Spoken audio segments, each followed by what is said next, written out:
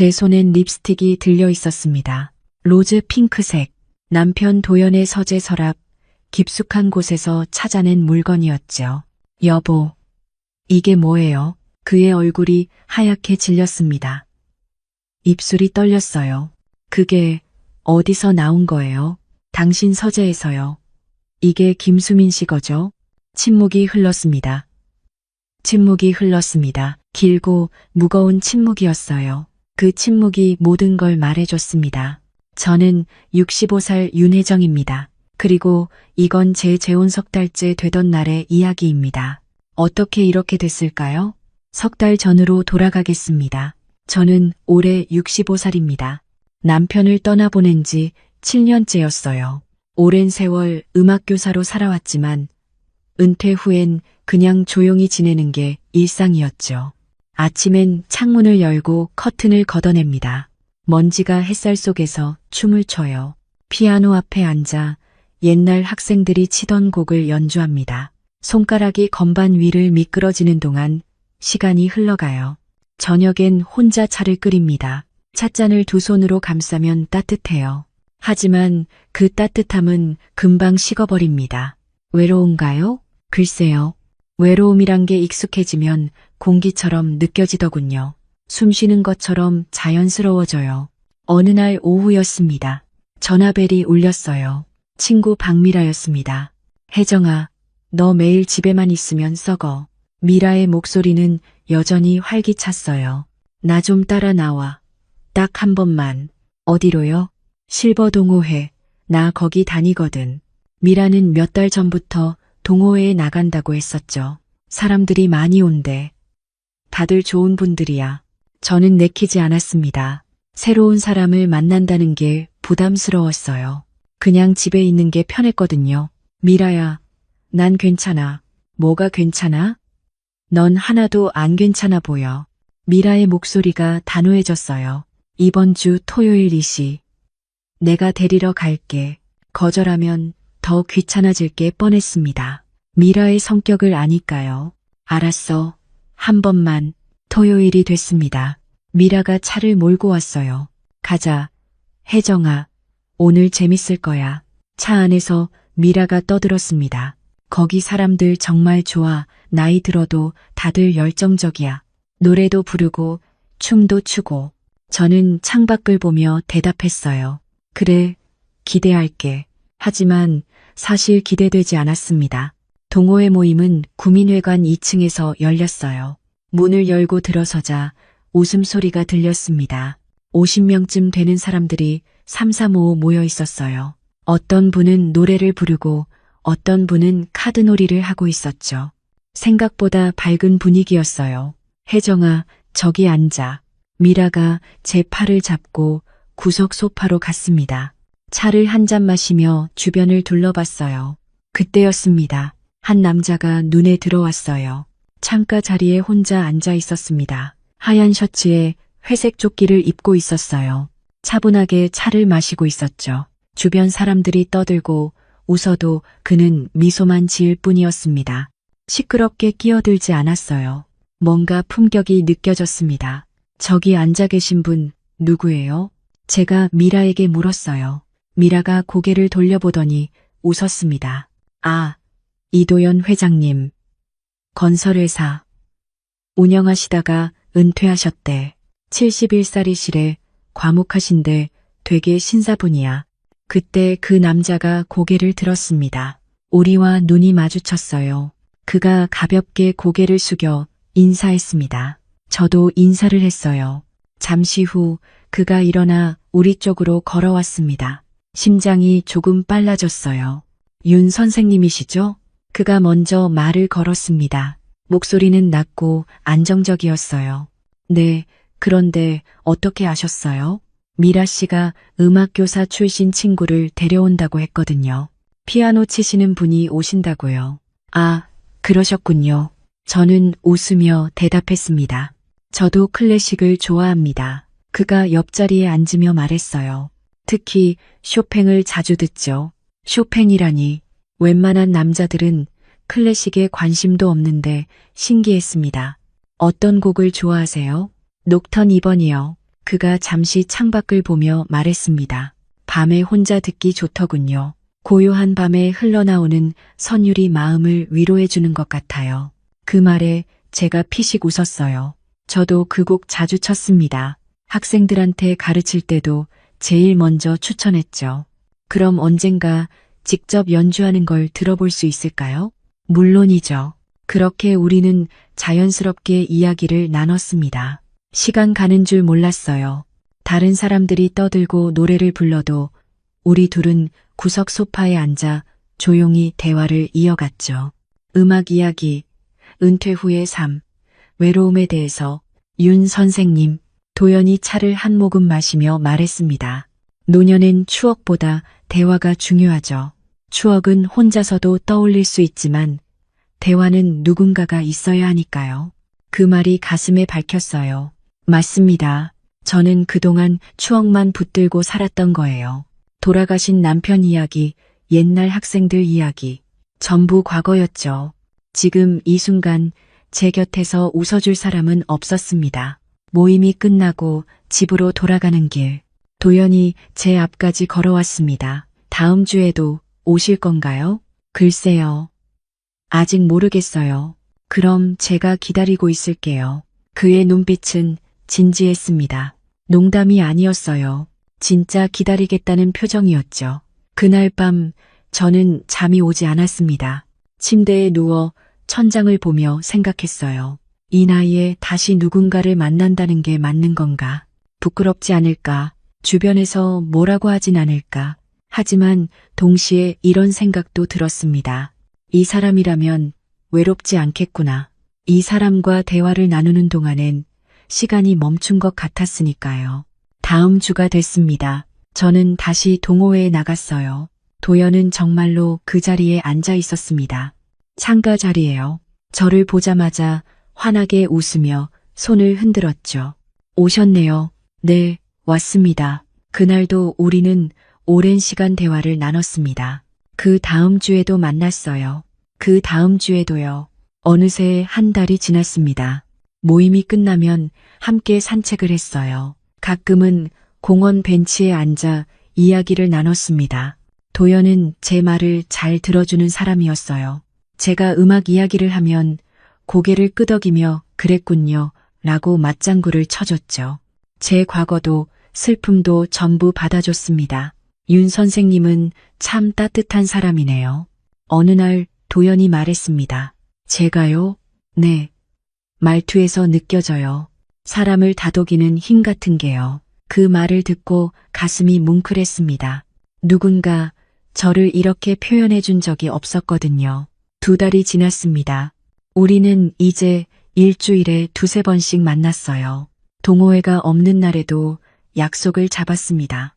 카페에서 차를 마시거나 공원을 산책했죠. 편안했어요. 도연과 함께 있으면 말하지 않아도 괜찮았습니다. 그저 옆에 앉아 있는 것만으로도 충분했어요. 3달쯤 지났을 때였습니다. 공원 벤치에 앉아 있을 때였어요.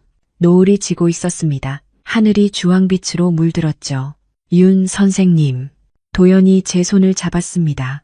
조심스럽게요. 저와 함께 살아주실 수 있을까요? 갑작스러운 청혼이었어요. 심장이 쿵 내려앉는 기분이었습니다. 하지만 당황하지 않았어요. 이미 마음의 준비가 되어 있었거든요. 3달 동안 도연과 함께 보낸 시간들이 떠올랐습니다. 조용한 대화, 따뜻한 손길, 진지한 눈빛. 이 사람이라면 괜찮을 것 같았어요. 네, 좋습니다. 제가 대답했습니다. 도연이 환하게 웃었어요. 그 웃음이 진심으로 기뻐 보였습니다. 행복하게 해줄게요, 혜정. 남은 인생을 함께 나누고 싶어요. 저도 그렇게 믿었습니다. 이 사람과 함께라면 남은 인생이 평온할 거라고요. 주변 사람들은 걱정했어요. 혜정아, 너무 빠른 거 아니야? 미라가 조심스럽게 말했죠. 3달 만에 결혼을 결정하다니. 상대방을 충분히 알아야 하는 거 아니야?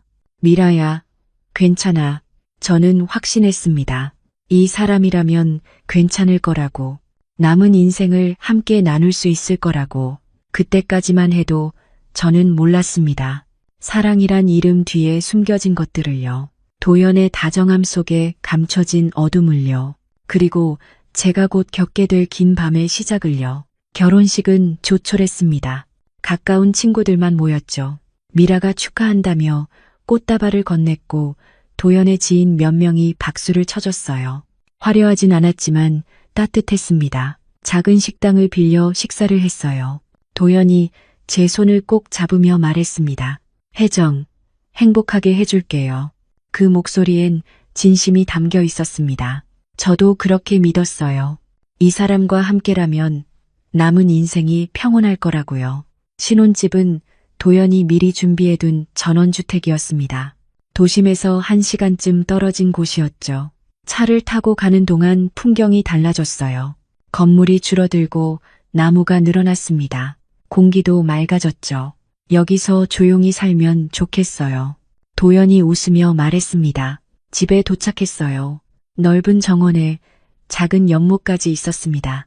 2층 목조 주택이었죠. 창문이 크고 햇살이 잘 들어왔어요.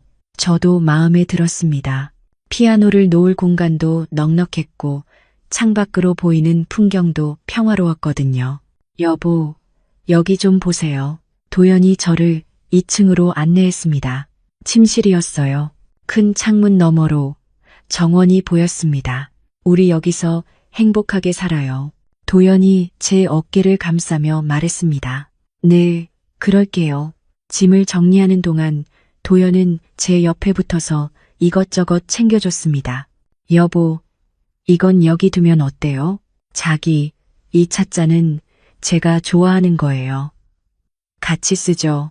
다정했어요. 정말 다정했습니다. 첫날 저녁이었습니다. 도연이 저녁을 차렸어요. 간단한 파스타와 샐러드였습니다. 맛있어요. 제가 말했어요. 도연이 환하게 웃었습니다. 당신이 좋아해 주니까 기뻐요. 식사 후 우리는 거실 소파에 앉았습니다. 창밖으로 별이 보였어요. 도시에선 볼 수 없던 많은 별들이요. 아름답네요. 제가 말했습니다. 도연이 제 손을 잡았어요. 혜정, 이제 우린 하나예요. 그의 목소리가 부드러웠습니다. 그날 밤, 도연은 저를 안으며 속삭였습니다. 사랑해요, 혜정. 그의 품은 따뜻했어요. 오랜만에 느껴보는 온기였죠. 외롭지 않았습니다. 이 사람 곁에 있으니 세상이 덜 춥게 느껴졌어요. 그날은 행복했습니다. 진짜로요. 아침이 밝았습니다. 도연은 일찍 일어나 커피를 내렸어요. 향기가 2층까지 올라왔습니다. 여보, 일어났어요? 그가 환하게 웃으며 커피잔을 건넸습니다. 당신 덕에 하루가 반짝이네요. 그 말에 저도 웃었어요. 이런 일상이 계속될 거라 생각했습니다. 매일 아침 커피 한 잔, 따뜻한 말 한마디, 그걸로 충분했어요. 하지만 이틀째 되던 날 뭔가 달랐습니다. 밤이 되자 도연이 또 제게 다가왔어요. 어제에 이어 오늘도요. 여보, 오늘도 함께해요. 저는 피곤했지만 거절할 수 없었습니다. 신혼인데 뭐 이 정도야 당연하겠지 싶었죠. 도연은 제 어깨를 감싸며 말했습니다. 사랑은 꾸준해야 해요. 그래야 마음이 이어지죠. 그 말이 이상하게 느껴졌어요. 사랑이 꾸준해야 한다니 무슨 뜻일까요? 하지만 그때는 대수롭지 않게 넘겼습니다. 사흘째, 나흘째, 닷새째, 도연은 매일 밤 저를 찾았습니다. 하루도 빠짐없이요. 처음엔 애정 표현이라고 생각했어요. 나이 들어서도 이렇게 열정적일 수 있구나 싶었죠. 하지만 일주일이 지나자 몸이 힘들어지기 시작했습니다. 여보, 오늘은 좀 쉴까요? 제가 조심스럽게 말했어요. 도연이 제 손을 잡으며 말했습니다. 왜요? 우리 사이에 쉬는 날이 있으면 안 되죠. 사랑은 매일 확인해야 해요. 그의 목소리는 여전히 부드러웠지만 뭔가 단호한 느낌이 들었습니다. 거절할 수 없는 톤이었어요. 열흘째쯤 되던 날, 저는 거실벽에 걸린 달력을 보게 됐습니다. 도연이 언제 적어놨는지 빨간 펜으로 동그라미가 그려져 있었어요. 날짜마다 하나씩이요. 저는 멈춰 섰습니다. 심장이 쿵 내려앉는 기분이었죠. 하나, 둘, 셋, 10개. 열흘 동안 하루도 빠짐없이 동그라미가 그려져 있었습니다. 여보, 이게 뭐예요? 도연이 뒤에서 다가와 웃으며 말했습니다. 아, 그거요? 우리가 사랑한 날 표시해 둔 거예요. 기록하면 좋잖아요. 기록이라니요. 사랑을 기록한다는 게 말이 되나요? 하지만 저는 아무 말도 하지 못했습니다. 그저 달력을 바라볼 뿐이었죠. 빨간 동그라미들이 저를 비웃는 것 같았어요. 그날 밤, 도연은 또 제게 다가왔습니다. 여보, 오늘도 우리 시간 가져요. 저는 피곤하다고 말하고 싶었어요. 하지만 입이 떨어지지 않았습니다. 도연의 눈빛이 너무 진지했거든요. 마치 이걸 거부하면 안 될 것 같은 느낌이었죠. 그렇게 또 하루가 지나갔습니다. 다음 날 아침, 달력엔 새로운 빨간 동그라미가 하나 더 그려져 있었어요. 11번째였습니다. 한 달이 지났습니다. 달력은 온통 빨간색이었어요. 동그라미가 빼곡했습니다. 하루도 빠진 날이 없었죠. 저는 거울을 봤어요. 얼굴이 수척해져 있었습니다. 눈 밑엔 다크서클이 내려앉았고 입술은 바짝 말라 있었죠. 이게 신혼의 모습일까요? 행복해 보이지 않았습니다. 지쳐 보였어요. 어느 날 아침 도연이 또 커피를 내리며 말했습니다. 여보, 당신 덕에 하루가 반짝여요. 똑같은 말이었어요. 매일 아침 똑같은 말을 했습니다. 처음엔 달콤했던 그 말이 이젠 기계적으로 들렸어요. 마치 정해진 대사를 읊는 것 같았죠. 저는 커피를 받아들며 물었습니다. 여보, 우리 오늘은 좀 쉬면 안 될까요? 도연이 잠시 멈췄습니다. 커피잔을 천천히 내려놓았어요. 그리고는 제 손을 꼭 잡으며 말했어요. 혜정, 사랑은 꾸준해야 해요. 하루라도 빠지면 마음이 멀어질 것 같아요. 그의 눈빛엔 불안이 서려 있었습니다. 사랑이 아니라 불안이었어요. 마치 제가 사라질까봐 두려워하는 것 같았죠. 그날 밤도 똑같았습니다. 도연은 저를 안으며 속삭였어요. 우리 오늘도 사랑해요. 저는 눈을 감았습니다. 이게 사랑일까요? 아니면 뭔가 다른 걸까요? 잘 모르겠었어요. 다만 한 가지는 확실했습니다. 이건 처음에 기대했던 평온한 노년이 아니라는 것이요. 2달이 지났습니다. 달력은 여전히 빨간 동그라미로 가득했어요. 하지만 그게 전부가 아니었습니다. 도연의 완벽주의가 점점 드러나기 시작했거든요. 처음엔 사소한 것들이었어요. 아침 식탁을 차릴 때 수저를 놓는 각도였습니다. 여보, 수저가 조금 삐뚤어졌네요. 도연이 웃으며 수저를 다시 놓았어요. 정확히 평행이 되도록요. 손가락으로 잰 듯이 정확했습니다. 저는 별 생각 없이 넘겼습니다. 그냥 깔끔한 성격이려니 했죠. 하지만 다음 날도 똑같았습니다. 그 다음 날도요. 제가 수저를 놓으면 도연이 다시 고쳤어요. 각도를 재듯이 정확하게 맞췄습니다. 이 정도면 됐죠? 제가 물었어요. 도연이 고개를 끄덕였습니다. 네, 이제 완벽해요. 완벽. 그 단어가 자꾸 나왔습니다. 수저 하나 놓는 것도 완벽해야 했어요. 거실 커튼도 마찬가지였습니다. 아침에 커튼을 열면 도연이 자로 재듯 길이를 확인했어요. 조금만 더 당겨주세요. 양쪽이 똑같아야 해요. 저는 커튼을 조금 더 당겼습니다. 이제 됐어요?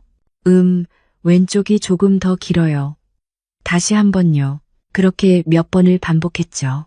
커튼 하나 여는데 10분이 걸렸습니다. 처음엔 웃으면서 했어요. 하지만 매일 똑같은 일이 반복되자 웃음이 나오지 않았습니다. 피아노도 예외가 아니었어요. 제가 피아노를 치고 나면 도연이 덮개를 덮었습니다. 그런데 그냥 덮는 게 아니었어요. 덮개의 주름까지 신경 썼습니다. 여보, 이 주름 좀 펴주세요. 삐뚤어지면 보기 안 좋아요. 저는 덮개를 다시 펴서 덮었습니다. 도연이 손으로 만지며 확인했어요. 좋아요. 이제 완벽하네요. 또 완벽이었습니다. 그날 저녁, 저는 도연에게 물었습니다. 여보, 왜 이렇게 세세한 것까지 신경 쓰세요? 도연이 잠시 멈췄습니다. 그리고는 조용히 말했어요. 이게 제 리듬이에요. 흐트러지면 머리가 복잡해져요. 리듬이라니요. 삶이 리듬대로 돌아가야 한다는 건가요? 저는 더 묻지 않았습니다. 도연의 표정이 진지했거든요. 하지만 그 리듬은 점점 저를 옥죄었습니다. 아침에 일어나면 침대 시트를 반듯하게 펴야 했어요. 세면대 수건은 정확히 반으로 접어야 했고요. 식탁의 꽃병은 항상 같은 위치에 있어야 했습니다. 조금이라도 어긋나면 도연이 다시 고쳤어요. 여보, 이건 여기 있어야 해요. 그래야 균형이 맞죠. 균형, 완벽, 리듬. 그 단어들이 제 일상을 지배하기 시작했습니다. 숨이 막혔어요. 그러던 어느 날이었습니다. 저는 피아노를 치고 있었어요. 쇼팽의 녹턴을 연주하고 있었죠. 손끝에서 흘러나오는 선율이 위로가 됐습니다.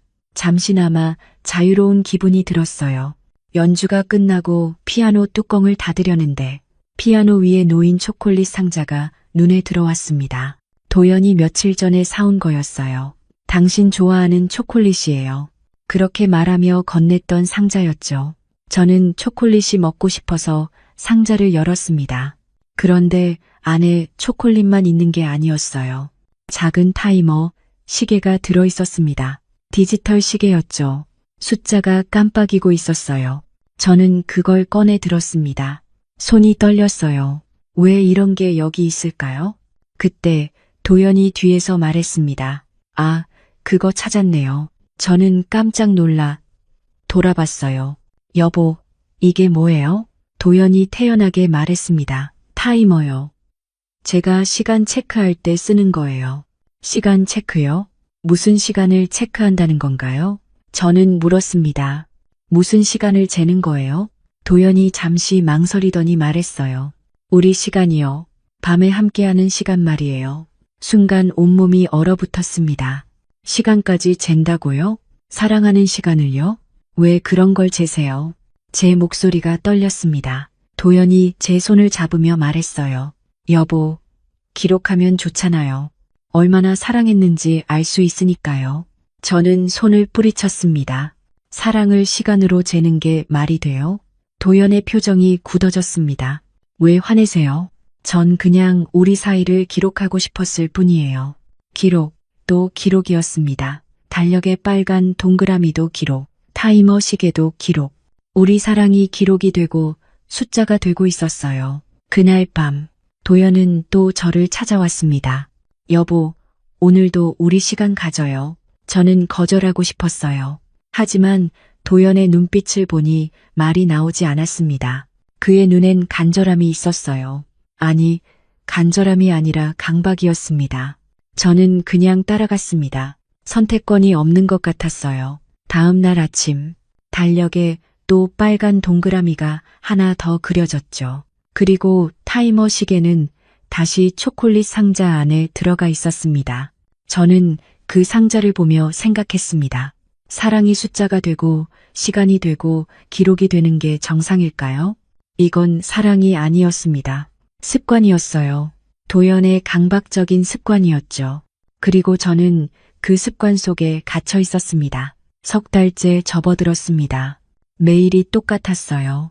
아침엔 도연이 커피를 내리고, 낮엔 집안 곳곳을 정리하고, 밤엔 달력에 빨간 동그라미가 그려졌습니다.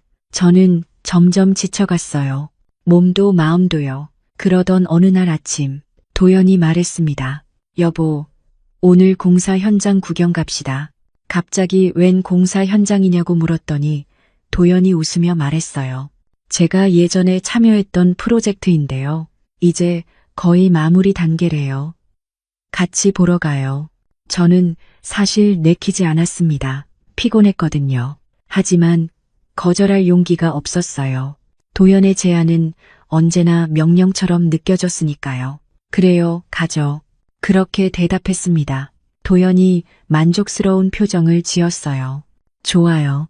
제가 기사님한테 연락할게요. 1시간 뒤 검은색 세단이 집 앞에 도착했습니다. 운전석에서 내린 남자는 김성호라고 자신을 소개했어요. 65쯤 되어 보였습니다. 키가 크고 어깨가 넓었죠. 회장님, 오랜만입니다. 성호가 도연에게 인사했습니다. 도연이 가볍게 손을 흔들며 답했어요. 오래됐죠, 성호 씨. 우리 집사람이에요. 성호가 저를 향해 고개를 숙였습니다. 처음 뵙겠습니다. 그의 목소리는 낮고 무뚝뚝했어요. 눈빛은 차갑게 느껴졌습니다. 저도 인사를 했습니다. 안녕하세요. 차에 탔습니다. 도연은 조수석에, 저는 뒷좌석에 앉았어요. 차가 출발하자 도연이 뒤를 돌아보며 말했습니다. 여보, 조금 멀어요. 1시간쯤 걸릴 거예요. 괜찮아요. 저는 창밖을 바라봤습니다. 도심을 벗어나자 풍경이 달라졌어요. 건물이 줄어들고 들판이 보이기 시작했죠. 차는 계속 외곽으로 향했습니다. 30분쯤 지났을까요? 주변이 점점 한적해졌습니다. 차도 거의 보이지 않았어요. 저는 조금 불안해지기 시작했습니다. 여보, 공사 현장이 이렇게 먼 곳에 있어요? 도연이 대답했습니다. 네, 외곽 개발 프로젝트거든요. 조금만 더 가면 돼요. 저는 다시 창밖을 봤습니다. 나무와 풀밭뿐이었어요. 인가도 보이지 않았습니다. 10분 후 차가 멈췄습니다. 저는 고개를 들었어요. 공사 현장이라고 하기엔 너무 조용했습니다. 텅 빈 부지만 보였어요. 중장비도 사람도 아무것도 없었습니다. 여보, 여기가 맞아요? 제가 물었습니다. 도연이 차에서 내리며 말했어요. 네, 여기에요. 잠깐 둘러볼게요. 그리고는 혼자 부지 쪽으로 걸어갔습니다. 저는 차 안에 남았습니다. 성호도 차에서 내리지 않았어요. 조용했습니다. 너무 조용했죠. 바람 소리만 들렸어요. 저는 앞좌석에 성호를 봤습니다. 그는 핸들을 잡은 채 가만히 앞을 보고 있었어요. 기사님, 여기 공사 현장 맞나요? 제가 물었습니다. 성호가 백미러로 저를 봤어요. 그리고는 천천히 말했습니다. 회장님이 오라고 하셨으니까요. 그 말이 이상했습니다. 공사 현장이 맞는지 물었는데 엉뚱한 대답을 했거든요. 저는 다시 창밖을 봤어요. 도연은 여전히 부지를 걷고 있었습니다. 혼자서요. 뭔가 이상했어요. 왜 저를 데려온 걸까요? 공사 현장을 보여주려던 게 아니었나요? 그때 성호가 말했습니다. 이런 곳이 좋아요. 저는 깜짝 놀라 앞을 봤습니다. 네? 이런 곳이 좋아요. 성호의 목소리가 한층 낮아졌어요. 아무도 없으니까요. 심장이 빠르게 뛰기 시작했습니다. 무슨 말씀이세요? 성호가 천천히 몸을 돌렸습니다. 저를 향해서요. 그의 눈빛이 달라졌습니다. 처음 봤을 때와는 완전히 다른 눈이었어요. 차갑고 날카로웠습니다. 부인, 긴장하지 마세요. 그가 뒷좌석 쪽으로 손을 뻗었습니다. 저는 뒤로 물러났어요. 뭐 하시는 거예요? 제 목소리가 떨렸습니다. 성호가 웃었어요. 입꼬리만 올라간 미소였습니다. 회장님이 부탁하셨어요. 부인을 잘 모셔드리라고요. 잘 모셔드리라고요. 그게 무슨 뜻인가요? 저는 차 문을 열려고 손잡이를 잡았습니다. 하지만 문이 열리지 않았어요. 잠겨 있었습니다. 기사님, 문 좀 열어주세요. 저는 다급하게 말했습니다. 성호가 고개를 저었어요. 아직은 안 돼요. 그가 또 다가왔습니다. 저는 몸을 최대한 뒤로 붙였어요. 하지 마세요. 제발요. 손이 차 문을 두드렸습니다. 심장이 미친 듯이 뛰었어요. 숨이 막혔습니다. 그때 창문을 두드리는 소리가 들렸습니다. 도연이었어요. 그가 차 문을 열었습니다. 여보, 괜찮아요? 도연의 목소리는 여전히 다정했습니다. 저는 황급히 차에서 내렸어요. 다리가 후들거렸죠. 여보, 왜 문을 잠갔어요? 제가 떨리는 목소리로 물었습니다. 도연이 고개를 갸웃했어요. 문을 잠갔다고요? 성호 씨, 무슨 일이에요? 성호가 차에서 내렸습니다. 그는 아무렇지 않은 표정이었어요. 죄송합니다. 자동 잠금 장치가 작동했나 봅니다. 그의 목소리는 다시 무뚝뚝해졌습니다. 아까 그 차갑고 날카로운 눈빛은 온데간데 없었죠. 저는 성호를 봤어요. 그의 눈은 이제 평범했습니다. 제가 잘못 본 걸까요? 도연이 제 어깨를 안으며 말했습니다. 여보, 놀라셨나 봐요? 괜찮아요? 저는 고개를 저었습니다. 아니에요. 괜찮아요. 하지만 괜찮지 않았어요. 온몸이 떨렸습니다. 뭔가 이상했어요. 모든 게 이상했습니다. 모든 게 이상했습니다. 차를 타고 돌아오는 길, 저는 백미러를 봤습니다. 성호의 눈이 거울에 비쳤어요. 그가 저를 보고 있었습니다. 우리 눈이 마주쳤죠. 그 순간 저는 알았습니다. 성호는 알고 있었어요. 분명히요. 도연이 왜 저를 그곳에 데려갔는지, 왜 문을 잠갔는지 전부 알고 있었습니다. 하지만 아무도 말하지 않았어요. 도연도, 성호도, 저도요. 그저 침묵만 흘렀습니다. 무거운 침묵이었어요. 집에 도착했습니다. 성호가 차에서 내려 인사했어요. 안녕히 계세요, 부인. 그의 목소리는 공손했습니다. 마치 아무 일도 없었다는 듯이요. 저는 대답하지 않았습니다. 그냥 집 안으로 들어갔어요. 그날 밤, 도연은 또 저를 찾아왔습니다. 여보, 오늘 피곤하셨죠? 그래도 우리 시간은 가져야죠. 저는 눈을 감았습니다. 거부할 수 없었어요. 다음날 아침, 달력에는 또 빨간 동그라미가 그려져 있었습니다. 그리고 저는 계속 생각했어요. 그 텅 빈 부지, 잠긴 차문, 성호의 눈빛, 그게 대체 뭐였을까요? 공사 현장에서 돌아온 뒤 며칠이 지났습니다. 저는 여전히 그날의 일을 잊을 수 없었어요. 성호의 눈빛, 잠긴 차문, 텅 빈 부지, 악몽처럼 떠올랐습니다. 어느 날 오후였습니다. 우편함을 확인하러 나갔는데 편지 한 통이 들어 있었어요.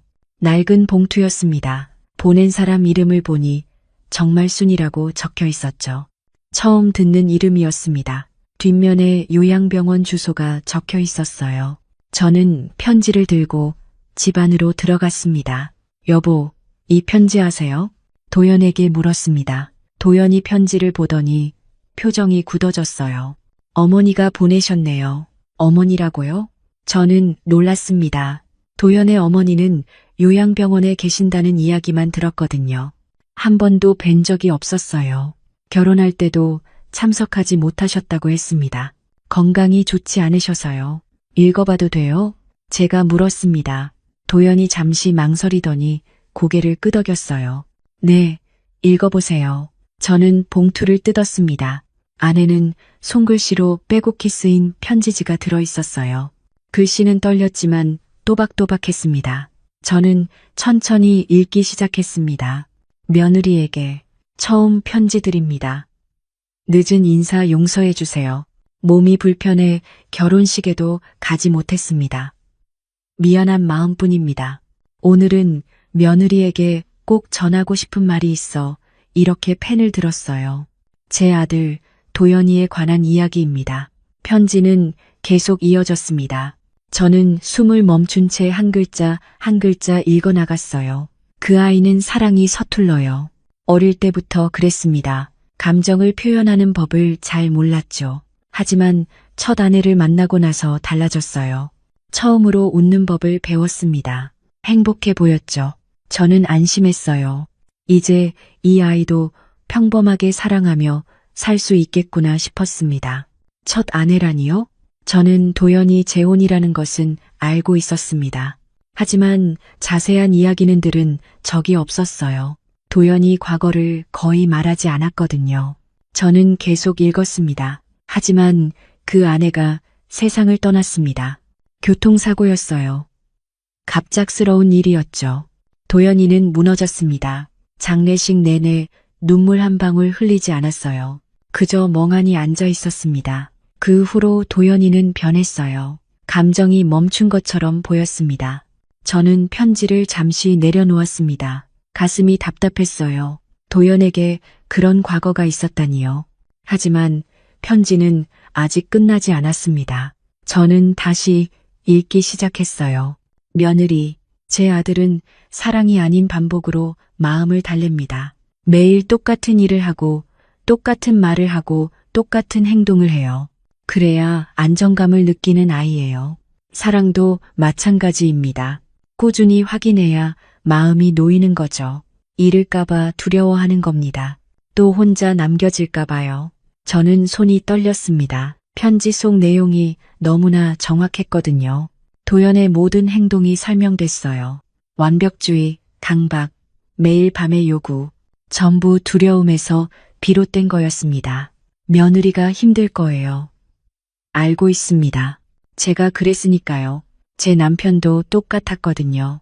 도연의 아버지 말입니다. 그 사람도 사랑을 반복으로만 표현했어요. 저는 평생 그 안에 갇혀 살았습니다. 숨이 막혔죠. 하지만 떠나지 못했어요. 그땐 그게 사랑인 줄 알았으니까요. 눈물이 났습니다. 편지를 읽는데 눈물이 주르륵 흘렀어요. 저만 힘든 게 아니었습니다. 도연의 어머니도 똑같은 삶을 살았던 거예요. 세대를 이어서요. 며느리, 당신만은 나처럼 되지 마세요. 도연이를 사랑하는 건 좋습니다. 하지만 당신 자신을 잃으면 안 돼요. 사랑은 반복이 아닙니다. 강요도 아니에요. 며느리가 행복하지 않다면 그건 사랑이 아닙니다. 제발 당신 인생을 지키세요. 이 늙은이의 부탁입니다. 편지는 거기서 끝났습니다. 저는 편지를 내려놓고 한참을 울었어요. 도연은 제 옆에 앉아 있었습니다. 아무 말도 하지 않았죠. 그저 고개를 숙이고 있었어요. 여보, 이게 사실이에요? 저는 떨리는 목소리로 물었습니다. 도연이 천천히 고개를 끄덕였어요. 네, 사실입니다. 왜 말하지 않았어요? 말하면 당신이 떠날까봐 두려웠어요. 도연의 목소리도 떨렸습니다. 저도 압니다. 제가 이상하다는 거요. 하지만 멈출 수가 없어요. 당신을 잃을까봐 너무 무서워요. 그때 편지 봉투 안에서 뭔가 떨어졌습니다. 저는 그걸 집어들었어요. 사진이었습니다. 오래된 흑백 사진이었죠. 젊은 시절의 도연이 보였어요. 그리고 그 옆에 한 여성이 서 있었습니다. 웨딩드레스를 입고 환하게 웃고 있었어요. 첫 아내였습니다. 저는 사진을 자세히 봤습니다. 그리고 깜짝 놀랐어요. 그 여성의 얼굴이 낯익었거든요. 어디서 본 것 같았습니다. 아니, 본 게 아니라 알고 있었어요. 정확히는 몰랐지만 비슷한 누군가를요. 며칠이 지났습니다. 저는 계속 생각했어요. 도연의 첫 아내, 그리고 제 자신에 대해서요. 그러던 어느 날 오후, 도연이 외출했습니다. 잠깐 은행 다녀올게요. 그가 말했어요. 저는 고개를 끄덕이며 배웅했습니다. 도연이 나간 뒤 집은 조용해졌어요.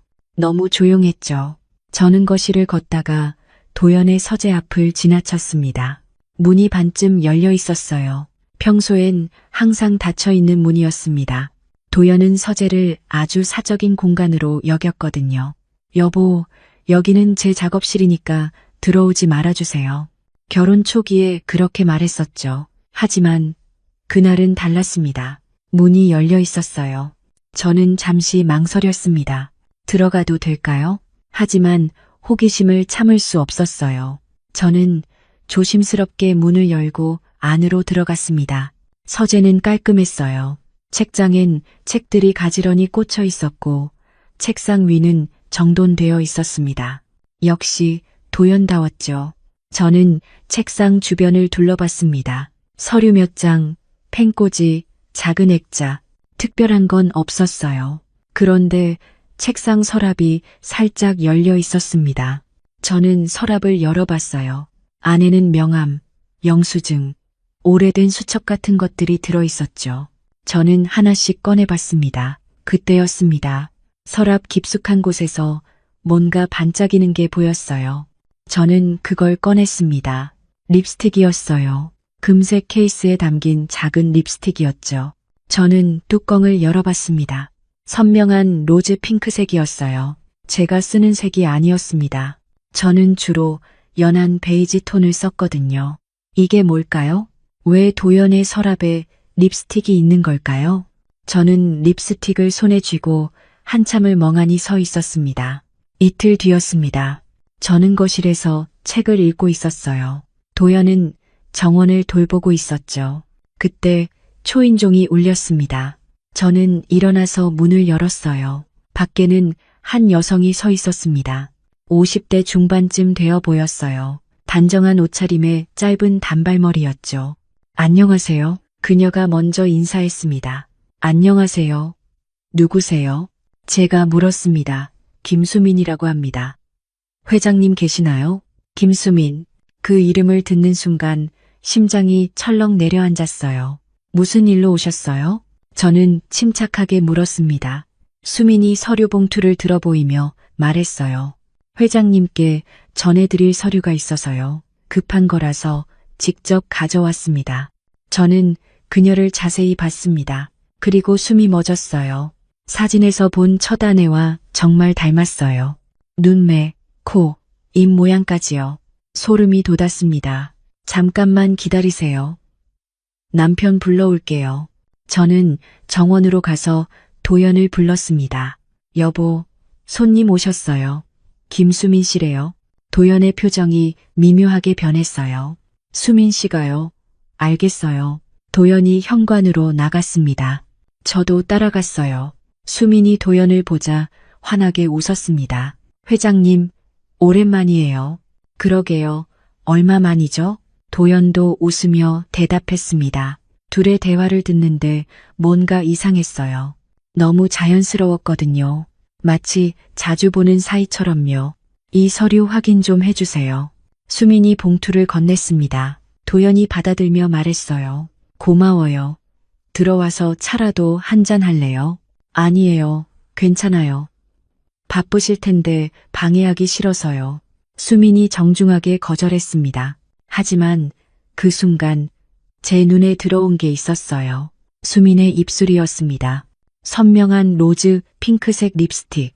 도연의 서재에서 봤던 바로 그 색이었어요. 똑같았습니다. 저는 숨이 막혔습니다. 우연일 리 없었어요. 분명 같은 제품이었죠. 그럼 저는 이만 갈게요. 수민이 돌아섰습니다. 도연이 배웅했어요. 조심히 가요. 네, 수민이 차에 타고 떠났습니다. 저는 그 모습을 창문 너머로 지켜봤어요. 차가 사라질 때까지요. 도연이 다시 들어왔습니다. 수민 씨가 서류를 가져왔네요. 급한 거래 건이래요. 그가 태연하게 말했습니다. 저는 물었어요. 자주 만나세요? 아니요. 가끔 일 때문에 연락하는 정도예요. 도연의 대답은 간결했습니다. 하지만 믿을 수 없었어요. 저는 다시 서재로 갔습니다. 서랍을 열고 립스틱을 꺼냈어요. 그리고 거실로 가서 도연에게 보여줬습니다. 여보, 이게 뭐예요? 도연이 립스틱을 보더니 당황한 표정을 지었어요. 그게 어디서 나온 거예요? 당신 서재 서랍에서 찾았어요. 이게 김수민 씨 거죠? 도연이 아무 말도 하지 못했습니다. 침묵이 흘렀어요.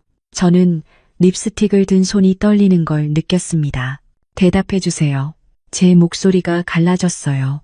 이게 김수민 씨 거 맞죠? 도연이 한숨을 쉬었습니다. 혜정, 오해예요. 오해라고요? 그럼 설명해 보세요. 수민 씨는 예전에 제 비서였어요. 오래 일했죠. 그때 실수로 남겨둔 물건일 거예요.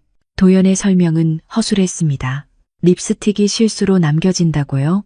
그것도 서랍 깊숙한 곳에요? 말이 안 됐습니다. 저는 고개를 저었어요. 거짓말 마세요. 당신과 김수민 씨, 뭔가 있었던 거죠? 도연이 제 손을 잡으려 했습니다. 하지만 저는 뿌리쳤어요. 손대지 마세요. 혜정, 진짜 아무것도 아니에요. 과거 일이에요. 과거라고요? 그럼 왜 아직도 그 사람과 연락해요? 왜 그 사람이 여기 와요? 제 목소리가 커졌습니다. 그때 문득 깨달았습니다. 모든 조각이 맞춰졌어요. 도연의 첫 아내, 김수민, 그리고 저, 모두 비슷한 외모, 비슷한 분위기를 가진 여자들이었습니다. 도연은 계속 같은 여자를 찾았던 거예요. 첫 아내의 그림자를요. 김수민에게서 어쩌면 저에게서도 찾고 있었던 겁니다. 저는 그저 대체품이었던 건가요? 그 생각에 온몸이 얼어붙었습니다. 당신은 절 사랑한 게 아니에요. 제가 말했습니다. 그저 첫 아내를 잃은 걸 받아들이지 못하고 비슷한 사람을 계속 찾은 거죠. 김수민 씨도 그랬을 거고 저도 마찬가지예요. 당신의 사랑은 집착이에요. 순환하는 집착이죠. 도연이 고개를 떨구었습니다. 부정하지 않았어요. 그게 답이었습니다. 저는 립스틱을 도연에게 던졌습니다. 바닥에 떨어진 립스틱이 굴러갔어요. 금색 케이스가 마루 위에서 빛났습니다. 저는 그걸 보며 생각했습니다. 이제 끝이구나. 더 이상 이 사람 곁에 있을 수 없겠구나. 제 인생을 되찾아야 해요. 어머니의 편지가 떠올랐습니다. 당신만은 나처럼 되지 마세요. 당신 자신을 잃으면 안 돼요. 네, 어머니. 저는 제 인생을 지킬 거예요. 이제야요. 그날 밤, 저는 잠을 이루지 못했습니다. 침대에 누워 천장만 바라봤어요. 도연은 제 옆에서 자고 있었죠. 규칙적인 숨소리가 들렸습니다. 평온해 보였어요. 하지만 저는 달랐습니다. 머릿속이 복잡했거든요. 립스틱, 김수민, 첫 아내, 달력의 빨간 동그라미, 타이머 시계, 어머니의 편지. 모든 게 뒤섞여 돌아갔습니다. 저는 조용히 일어났습니다. 시계를 봤어요. 새벽 3시였습니다. 거실로 나가서 소파에 앉았어요. 창밖은 아직 어두웠습니다. 별도 보이지 않았죠. 그저 깊은 어둠만 있었습니다. 저는 가방에서 어머니의 편지를 꺼냈어요. 다시 읽었습니다. 당신만은 나처럼 되지 마세요. 사랑은 반복이 아닙니다. 강요도 아니에요. 그 문장이 가슴에 박혔습니다. 맞아요. 어머니, 저는 나처럼 되지 않을 거예요. 창밖이 서서히 밝아오기 시작했습니다. 동이 트고 있었어요. 새벽 5시쯤 됐을까요? 하늘이 회색 빛에서 연한 파란색으로 변했습니다. 새 한 마리가 지저귀는 소리가 들렸어요. 저는 그 소리를 들으며 결심했습니다. 떠나야 해요. 오늘, 지금 당장. 아침이 밝았습니다. 도연이 일어나 거실로 나왔어요. 여보, 일찍 일어났네요. 잠 못 잤어요? 그가 물었습니다. 저는 고개를 끄덕였어요. 네, 좀 그랬어요. 도연이 주방으로 가서 커피를 내리기 시작했습니다. 늘 하던 일이었죠. 커피 드릴게요. 조금만 기다려요. 그의 목소리는 여전히 다정했습니다. 하지만 저는 더 이상 그 다정함에 속지 않았어요. 그건 진짜 다정함이 아니었거든요. 습관이었습니다. 통제였고 강박이었죠. 도연은 커피를 들고 제 앞에 앉았습니다. 자, 드세요. 저는 커피잔을 받지 않았어요. 그냥 도연을 바라봤습니다. 여보, 왜 그래요? 도연이 물었습니다. 저는 천천히 입을 열었어요. 우리 이야기 좀 해요. 무슨 이야기요? 우리 결혼 이야기요. 도연의 표정이 굳어졌습니다.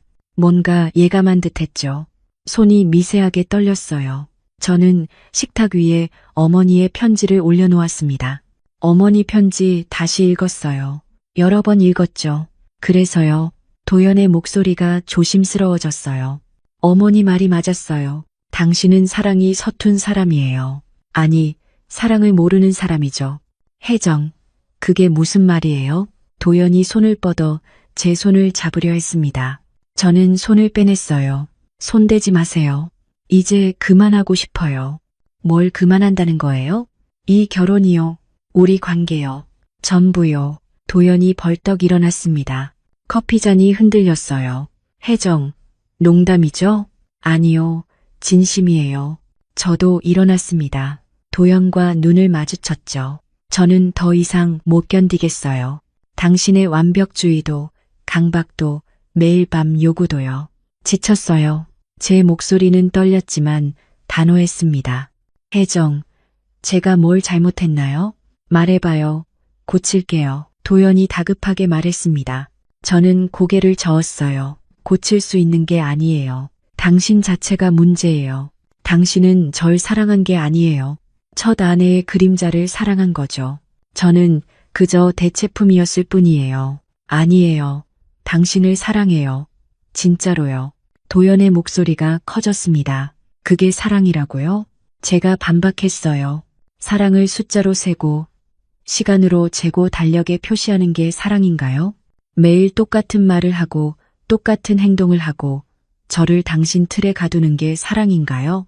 도연이 말문이 막혔습니다. 대답하지 못했어요. 저는 계속 말했습니다. 당신은 사랑하는 게 아니에요. 소유하려는 거예요. 통제하려는 거죠.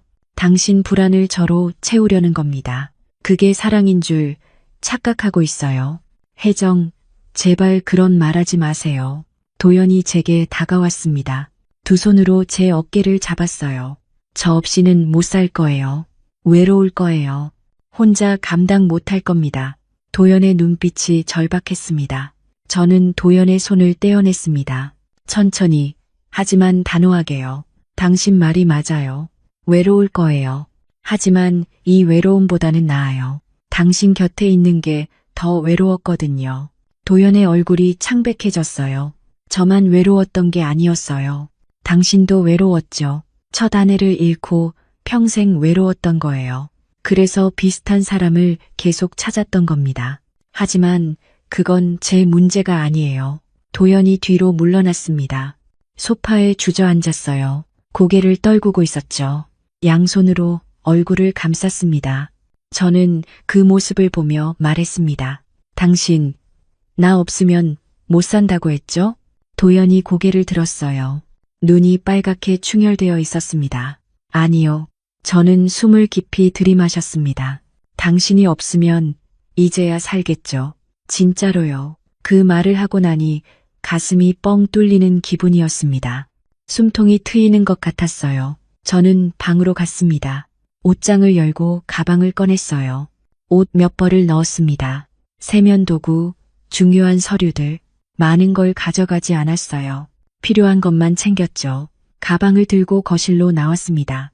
도연은 여전히 소파에 앉아 있었어요. 움직이지 않았습니다. 정말 가는 거예요?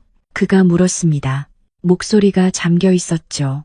네, 갑니다. 제가 대답했습니다. 어디로 가려고요? 미라 집이요. 거기서 당분간 있을 거예요. 도연이 일어났습니다. 제게 다가왔어요. 혜정, 마지막으로 한 번만 생각해봐요. 우리 다시 시작할 수 있어요. 우리 다시 시작할 수 있어요. 제가 바뀔게요. 당신은 안 바뀌어요. 저는 현관으로 걸어갔습니다. 평생 그렇게 살았잖아요. 어머니도 그렇게 살았고, 당신도 그랬고, 이제 저까지 그렇게 살 순 없어요. 신발을 신었어요. 가방을 들고 문을 열었죠. 뒤돌아보니 도연이 서 있었습니다. 무너진 표정이었어요. 처음 보는 표정이었죠. 완벽했던 도연이 무너지는 모습. 어깨가 축 처져 있었고 눈엔 생기가 없었습니다. 안쓰러웠지만 돌아갈 수 없었습니다. 여보, 도연이 불렀습니다. 저는 멈춰섰어요. 왜요? 정말 끝인가요? 네, 끝이에요. 저는 단호하게 말했습니다. 그리고는 숨을 깊이 들이마셨어요. 당신이 무너져야 내가 살 수 있어요. 미안해요. 문을 닫았습니다. 도연의 얼굴이 문틈으로 사라졌어요. 저는 계단을 내려갔습니다. 한 걸음, 한 걸음 내디딜 때마다 몸이 가벼워지는 느낌이었어요. 무거운 짐을 내려놓은 기분이었죠. 집 밖으로 나왔습니다. 아침 공기가 차가웠어요. 하지만 상쾌했습니다. 숨을 깊이 들이마셨어요. 폐 깊숙이 차가운 공기가 들어왔습니다. 살아있다는 느낌이었어요. 택시를 잡아탔습니다. 어디로 갈까요? 기사가 물었어요. 강남으로 가주세요. 제가 대답했습니다. 차가 출발했어요. 저는 뒤를 돌아봤습니다. 전원주택이 점점 멀어졌죠. 하얀 2층 건물, 넓은 정원, 작은 연못. 그 안에 도연이 있을 거예요. 혼자 남겨진 채로요. 아마도 달력을 보고 있겠죠. 빨간 동그라미들을요. 하지만 오늘부터는 더 이상 동그라미가 그려지지 않을 겁니다. 저는 후회하지 않았습니다. 가방 속에서 어머니의 편지를 꺼냈습니다. 다시 한번 읽었어요. 당신 자신을 잃으면 안 돼요. 제발 당신 인생을 지키세요. 네, 어머니. 저는 제 인생을 지켰어요. 이제야요. 창밖으로 햇살이 비쳤습니다. 따뜻했어요. 오랜만에 느껴보는 따뜻한 햇살이었죠. 저는 눈을 감았습니다. 그리고 조용히 웃었어요. 입가에 미소가 번졌습니다. 진짜 웃음이었어요. 강요받지 않은, 기록되지 않는 자유로운 웃음이요. 이제 시작이었습니다. 진짜 제 인생의 시작이요. 석 달이 지났습니다. 미라의 집에서 지내며 이혼 절차를 밟았어요. 생각보다 빨리 끝났습니다. 도연이 순순히 동의했거든요. 마지막으로 서류에 서명하던 날, 변호사 사무실에서 도연을 봤어요. 많이 수척해져 있었습니다. 눈가에 주름이 더 깊어진 것 같았죠. 하지만 저는 흔들리지 않았습니다. 잘 지내세요. 도연이 말했습니다. 저도 대답했어요. 당신도요. 그게 전부였습니다. 더 이상 할 말이 없었거든요. 서류를 제출하고 사무실을 나왔어요. 밖은 맑았습니다. 구름 한 점 없는 하늘이었죠. 저는 하늘을 올려다봤습니다. 파란색이 눈부셨어요. 이혼이 확정되고 나서 저는 작은 원룸을 얻었습니다. 크지 않았어요. 방 하나, 작은 주방, 화장실, 그게 전부였습니다. 하지만 제 공간이었죠. 아무도 간섭하지 않는 곳이었습니다. 처음 이사 가던 날, 짐이 별로 없었어요. 전원주택에서 가져온 건 옷 몇 벌과 책, 그리고 피아노 악보뿐이었습니다. 미라가 도와주러 왔었죠. 혜정아, 이제 뭐 할 거야? 미라가 물었습니다. 저는 잠시 생각하다가 말했어요. 피아노 칠 거예요. 다시 가르치고 싶어요. 미라가 환하게 웃었습니다. 좋아. 넌 할 수 있어. 다음 날부터 알아보기 시작했습니다. 동네 복지센터에 문의했어요. 피아노 강사 자리 있나요? 담당자가 반가워했습니다. 마침 찾고 있었어요. 경력 있으세요? 네, 30년 넘게 가르쳤습니다. 그렇게 일주일 후부터 복지센터에서 피아노를 가르치게 됐어요. 첫 수업 날이었습니다. 교실에 들어서니 아이들 몇 명이 앉아 있었어요. 7살부터 10살까지요. 눈망울이 반짝거렸습니다. 안녕하세요. 윤혜정 선생님이에요.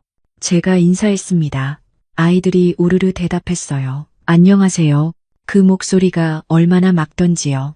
오랜만에 듣는 아이들. 웃음소리였습니다. 오늘은 도레미파솔라시도를 배울 거예요. 저는 피아노 앞에 앉았습니다. 건반을 보니 가슴이 뛰었어요. 오랜만이었거든요. 도연과 살 때는 피아노를 거의 치지 못했습니다. 칠 때마다 덮개 주름을 신경 써야 했고 연주 시간도 정해져 있었죠. 자유롭게 칠 수 없었어요. 하지만 이젠 달랐습니다.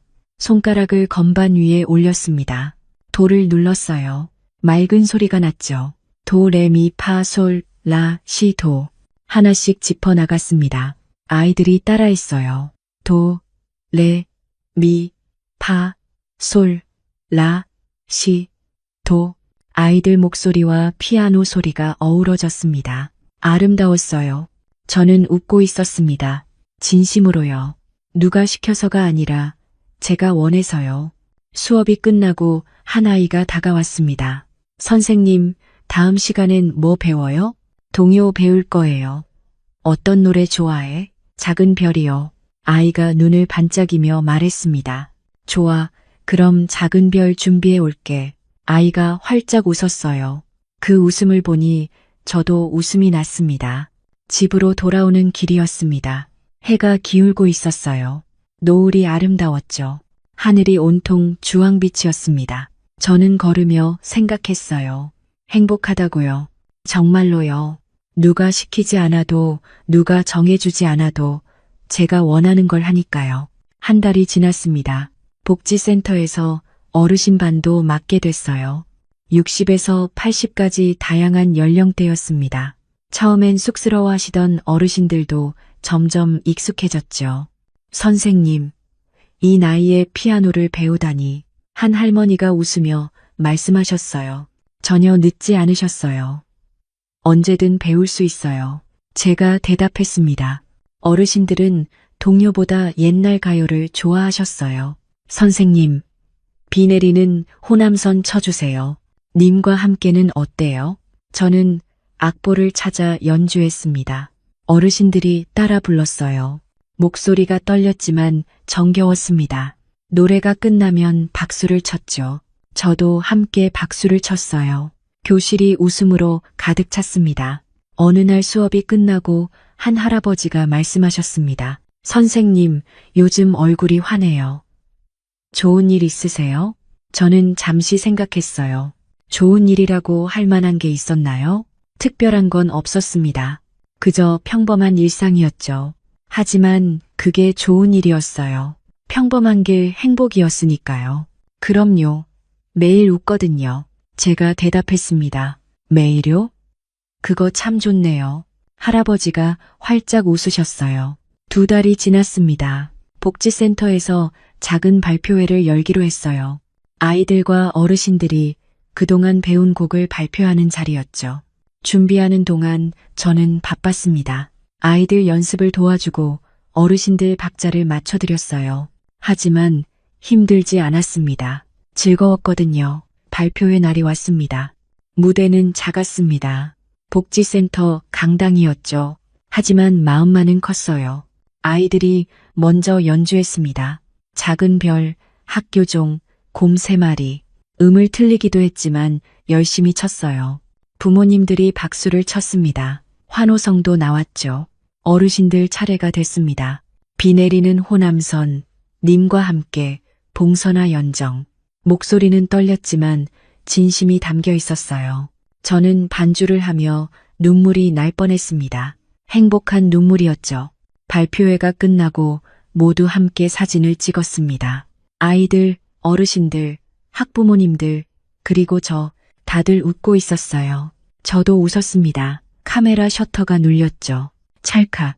그 순간이 영원히 기억될 것 같았습니다. 집으로 돌아오는 길. 또 노을이 졌습니다. 이번엔 분홍빛이었어요. 하늘이 온통 핑크색으로 물들었죠. 저는 멈춰서서 노을을 봤습니다. 참 아름답다고 생각했죠. 그리고 제 인생도 이제 아름다워질 거라고 믿었습니다. 집에 도착했습니다. 작은 원룸이지만 제 공간이었어요. 문을 열고 들어서니 고요했습니다. 하지만 외롭지 않았어요. 충만한 고요였거든요.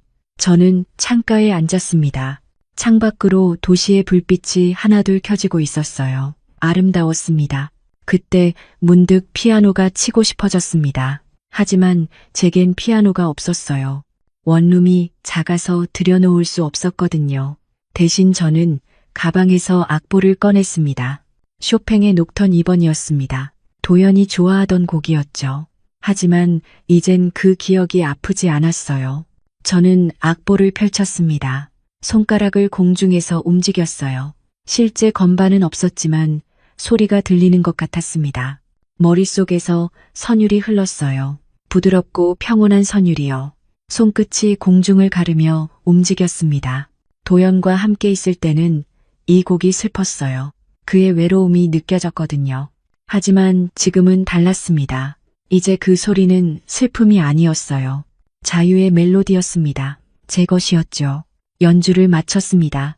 실제로 소리가 난 건 아니었지만 제 안에선 음악이 울렸어요. 저는 눈을 감고 웃었습니다. 다음 날 아침이었습니다. 햇살이 창문으로 들어왔어요.